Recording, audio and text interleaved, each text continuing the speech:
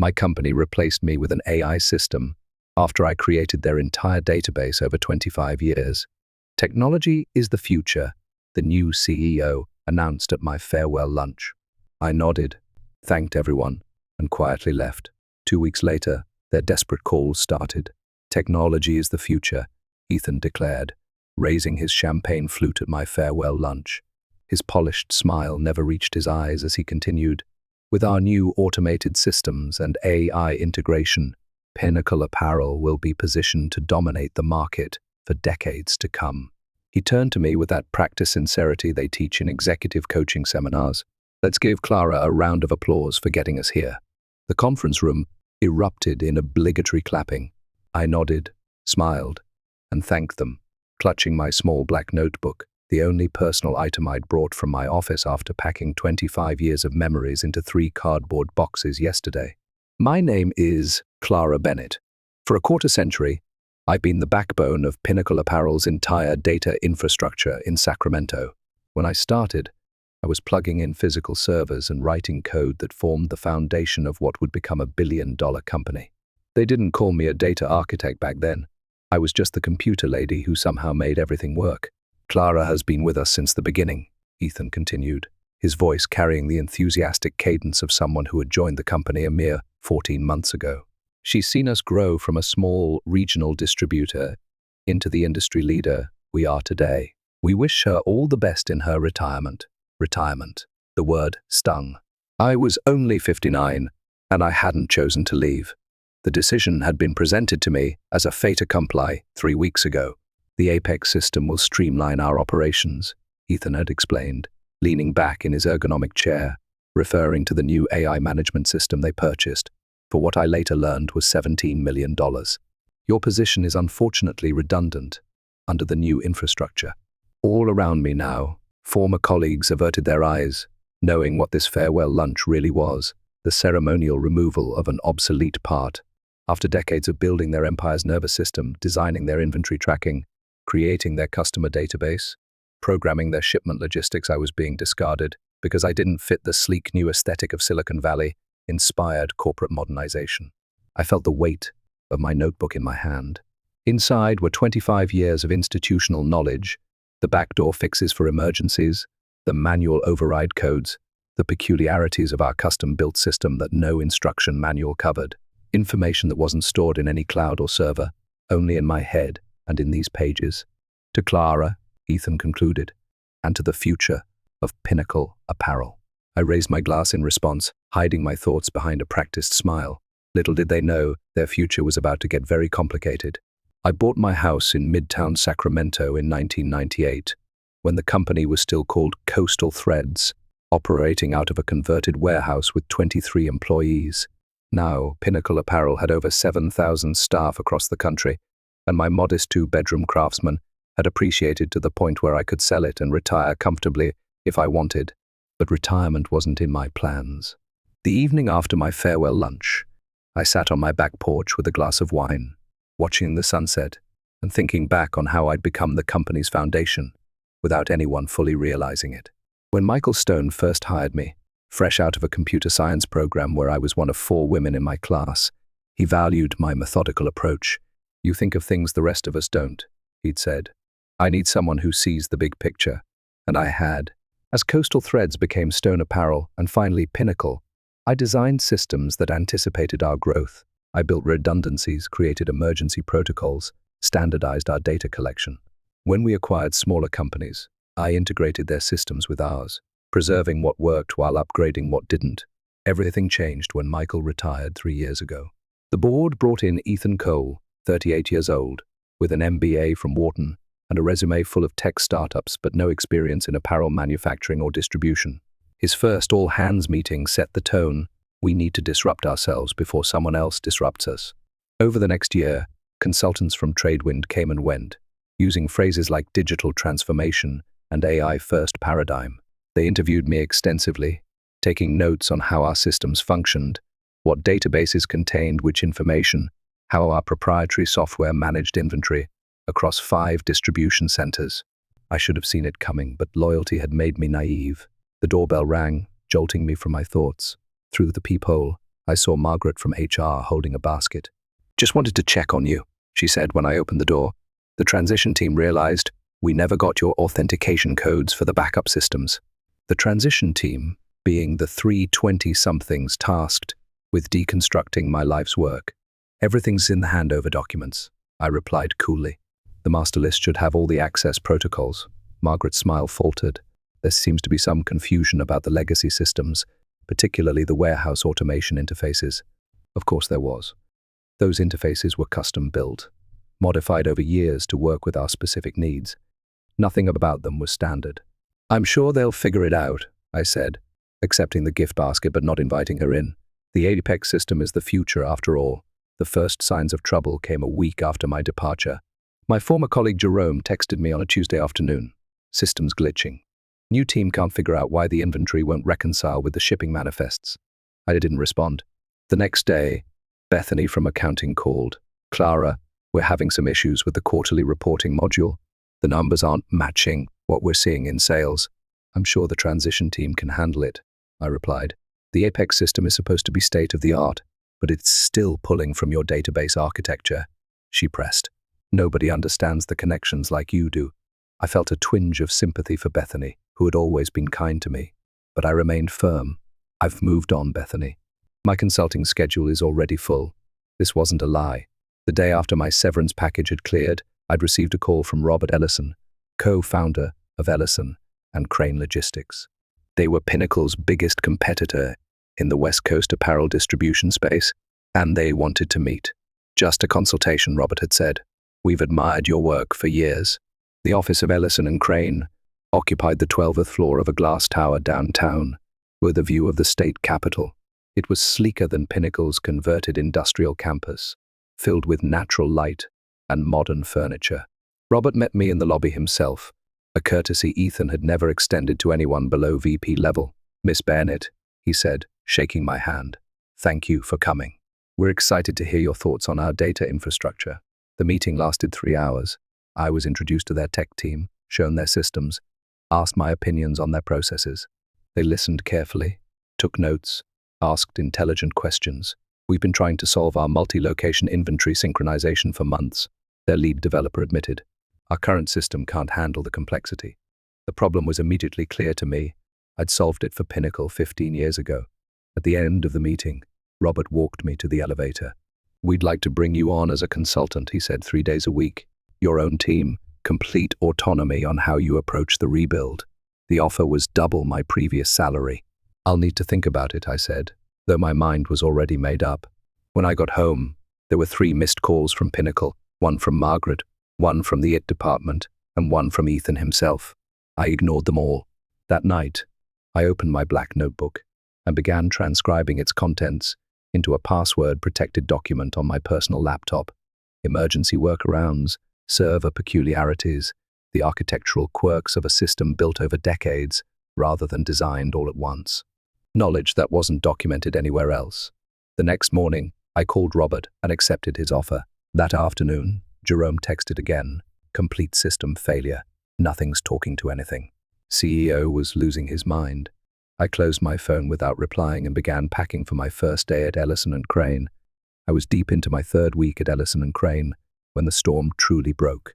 I'd been given a corner office overlooking the American River and a team of 5 developers who actually listened when I talked about database architecture. We were making rapid progress on rebuilding their inventory management system, and I felt more valued in those 3 weeks than I had in my last 3 years at Pinnacle. My phone buzzed with a text from Jerome. "They're calling it the Black Thursday crash. Nothing's working. Orders lost. Inventory frozen. Customer portal down. Ethan's looking for someone to blame." I didn't respond, but did pull up the local business news on my computer. There it was, a headline on the Sacramento Business Journal website. "Pinnacle Apparel faces major system outage. Stock drops 8% on fulfillment concerns." The article described how Pinnacle's much-touted new AI system had failed spectacularly, leaving customers unable to place orders and warehouses unable to ship existing ones. The company had issued a statement about temporary technical difficulties, but sources inside the company, Jerome, I suspected, described a complete system collapse. My office phone rang. Robert Ellison's name appeared on the caller ID. I assume you've seen the news about your former employer, he said when I answered. Just reading it now, I replied. Any insights you'd care to share? His tone was carefully neutral. I considered my response. Their new system was implemented without adequate testing or understanding of the existing architecture. It was inevitable. I see. Robert paused. We've received an interesting call from a Michael Stone. Apparently, he still sits on Pinnacle's board, and he suggested we might have recently acquired some valuable expertise that could help resolve their situation. My heart skipped. Michael had been my champion for decades, but I never expected him to reach out like this. What did you tell him? I asked. That we're quite happy with our recent personnel decisions and have no interest in loaning out our valuable consultants. I smiled despite myself. Thank you. Though I admit to some curiosity, he continued. Just how bad is their situation? I sighed, weighing my professional ethics against my lingering resentment. If they tried to integrate Apex without properly migrating the manufacturing execution system I designed, they've likely corrupted their entire database. Every order, inventory record, and shipping manifest from the last 3 months could be affected. Recovery is possible, but not with their current team. They don't understand how the legacy systems interact with the newer components. We were interrupted by my assistant, who appeared at my door with an urgent expression. Miss Bennett, there's an Ethan Cole on line 2. He's called 3 times in the last hour. I thanked her, but made no move toward the phone. Robert raised an eyebrow. Aren't you going to take that? I don't work for Pinnacle anymore, I replied simply. He nodded slowly, a small smile forming. No, you certainly don't. He turned to leave, but paused at the door. We have that strategy meeting at 3. I'd be interested in your thoughts on expanding our direct-to-consumer channels. After he left, I sat staring at the blinking light on my phone for a long moment before turning back to my work. By that evening, my email contained increasingly desperate messages from various Pinnacle executives. The most revealing came from Margaret. The transition team has admitted they don't understand how to restore from your backup protocols.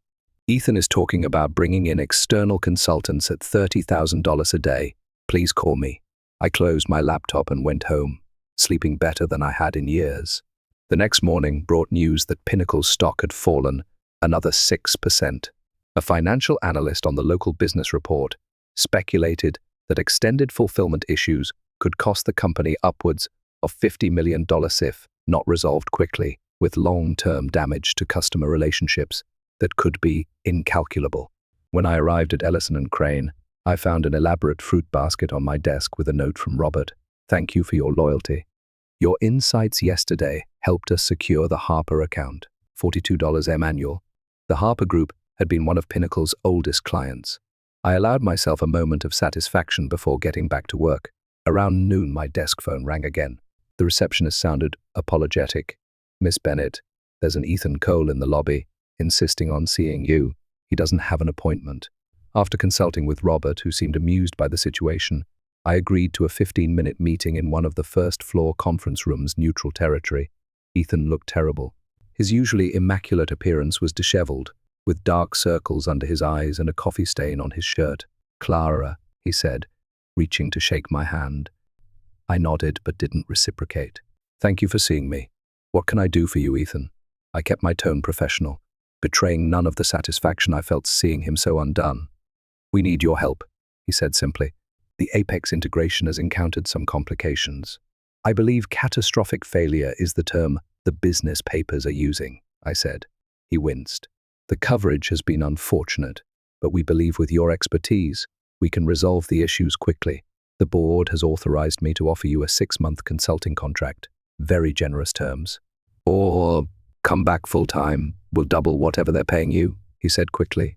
Then, seeing my expression, triple it. I leaned back, studying him. You fired me, Ethan. You called my expertise obsolete. You said, what was it? That technology is the future, and my methods were holding the company back. He had the decency to look embarrassed. That was a mistake. We all make mistakes, some more costly than others. Clara, please. We're losing millions every day. The warehouses can't ship. Customer service can't access order histories. The Apex team says the core database is corrupted beyond recognition. I thought of all the warnings I'd given during the transition, the documentation I'd provided that had been dismissed as unnecessarily complex, The training sessions no one had time to attend. "No," I said simply. "What?" "No. I don't work for Pinnacle anymore. I have commitments here. But I'm sure your Apex experts will figure it out eventually." Ethan's desperation turned to anger. "You know exactly what happened to our systems. You probably built in these failures." I stood up, my own anger flaring. "I dedicated 25 years to building robust, reliable systems that kept your company running without fail. If they're failing now, it's because you dismantled them without understanding how they worked. We'll sue," he threatened. "For sabotage. For what? For taking another job after being fired? For not documenting every single aspect of systems I built over 25 years? Sue me for not answering phone calls from a company that discarded me?" I gathered my papers. "I believe our 15 minutes are up." As I walked out, I turned back briefly. "By the way, there's a complete recovery protocol in the Emergency Procedures Manual, Volume 3, Section 8. I updated it every quarter for 20 years. But of course, that would require actually reading the documentation." I left him there, mouth slightly open, and returned to my new office, where I was building something better.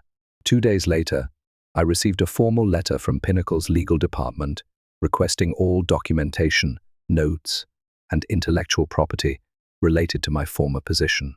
It was followed by a personal note from Michael Stone. "Clara, call me. We need to talk. The board is in chaos." I decided to respond to Michael out of respect for our history. He answered on the first ring. "This is a mess," he said without preamble. "Ethan has the board convinced you sabotaged the system." "That's absurd," I replied. "I built those systems to withstand anything. They were working perfectly when I left." "I know that," Michael sighed.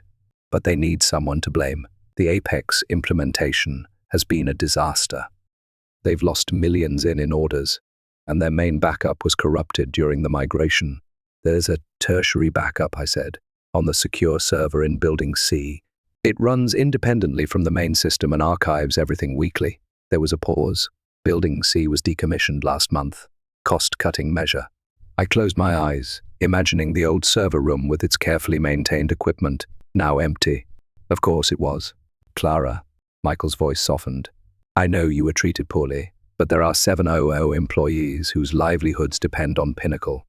Not all of them were part of Ethan's decisions." It was a fair point, and one that had been weighing on me. My grievance was with the executive team, not with the warehouse workers or customer service representatives who were probably dealing with chaos. "I can't come back, Michael. I've made commitments here, I understand. But perhaps there's a middle way. What if you provided consultation remotely? Just enough guidance to get the critical systems back online.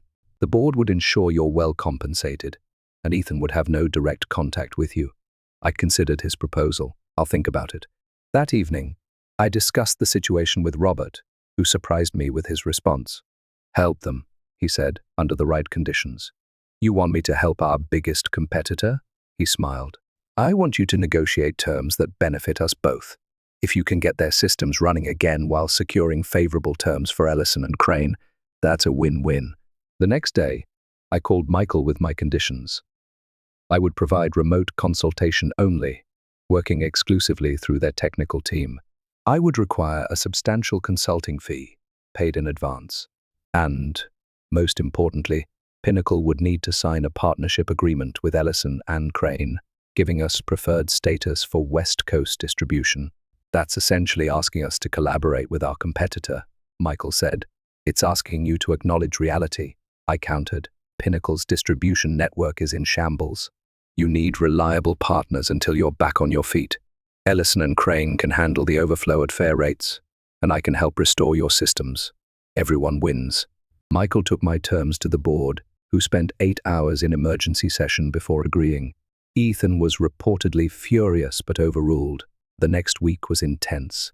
Working remotely through video conferences, I guided Pinnacle's technical team through the painstaking process of recovering their data and rebuilding critical systems. I didn't give them everything, just enough to restore basic functionality and prevent further losses. Robert was delighted with the partnership agreement, which gave us access to clients we'd been pursuing for years. Pinnacle's stock stabilized, and the crisis coverage in the business press began to fade. Through it all, I maintained my distance from Ethan, speaking only with the technical team and Michael. But I heard through Jerome that Ethan's position was precarious, with several board members openly questioning his leadership. It wasn't revenge exactly. It was something more satisfying: vindication. 6 weeks after what the tech team had begun calling the Clara Protocol salvaged Pinnacle systems, I received an unexpected email from Michael Stone. The subject line read simply, "Board meeting results." Ethan Cole had been removed as CEO. The board had voted 10-2 for his immediate replacement. The Apex failure cost us $142 million in lost orders, damaged customer relationships, and emergency consultants, Michael wrote. His position became untenable when the quarterly reports showed the extent of the damage. I thought you should hear it from me first. I sat back in my chair, letting the news sink in. I hadn't actively worked for Ethan's downfall, but I couldn't pretend to feel sorry about it. His arrogance had nearly destroyed a company that thousands of people depended on for their livelihoods. Later that day, Robert stopped by my office. "I hear Pinnacle is looking for a new CEO," he said with a knowing smile. "So I've heard. They could do worse than to bring Michael back temporarily." I nodded. "He understands the business in a way Ethan never did." "Speaking of understanding the business," Robert continued, "the Harper account was so impressed with our handling of their overflow that they've asked about making the arrangement permanent. That would be a $12 million annual contract, taken directly from Pinnacle," I observed. Robert shrugged. "Business is business. And speaking of business, the executive committee is meeting tomorrow to discuss our 5-year strategic plan. I'd like you to present your vision for our data architecture." "My vision?" "You've completely transformed our systems in just 2 months, Clara. The committee needs to understand what you've built and where you see it going. Your work deserves recognition." As he left, I turned to look out my window at the Sacramento skyline. In the distance, I could just make out the Pinnacle campus. Their logo still illuminated the main building, but inside, everything had changed. The company would survive, but it would never be the same. Neither would I. For the first time in decades, I was building something on my terms, with people who valued what I brought to the table. 3 months later, I attended the ribbon-cutting ceremony for Ellison and Crane's new technology center. My name was on the plaque beside the entrance. Clara Bennett Technology Center, where innovation meets experience. Robert had insisted on naming it after me when my system overhaul resulted in a 38% efficiency improvement across their distribution network. The center would house an expanded development team and serve as a training facility for technical staff from across the company. "We didn't just hire a consultant," Robert said in his speech. "We gained a visionary who understood that technology should serve people, not replace them." As I stood beside him for the ceremonial photo, I thought about how differently things had turned out from what I'd expected when I left Pinnacle. I hadn't planned revenge, exactly just a new beginning, but my success had become a form of vindication, more powerful than any deliberate retaliation could have been. The reception afterward was attended by local business leaders and politicians. I found myself approached by a woman I didn't recognize. "Miss Bennett, I'm Diane Torres from the Governor's Office of Business Development. I've been hearing remarkable things about your work." We spoke for nearly half an hour about data systems and their impact on regional businesses. At the end of our conversation, she handed me her card. "We're forming a task force on technology infrastructure for state agencies. We need people with both expertise and perspective. Would you be interested in serving as an advisor?" 6 months ago, I had been deemed obsolete by a man half my age. Now I was being recruited to help shape technology policy for the entire state. "I'd be honored," I replied, taking her card.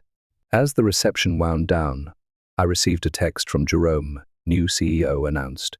You'll never guess who. Michael Stone was coming out of retirement to lead Pinnacle through its recovery. I smiled and put away my phone without responding. That chapter of my life was closed. My focus now was on building something new. As I looked around at the center bearing my name, filled with people who valued my contributions, I realized that the best revenge wasn't about destruction at all. It was about creation.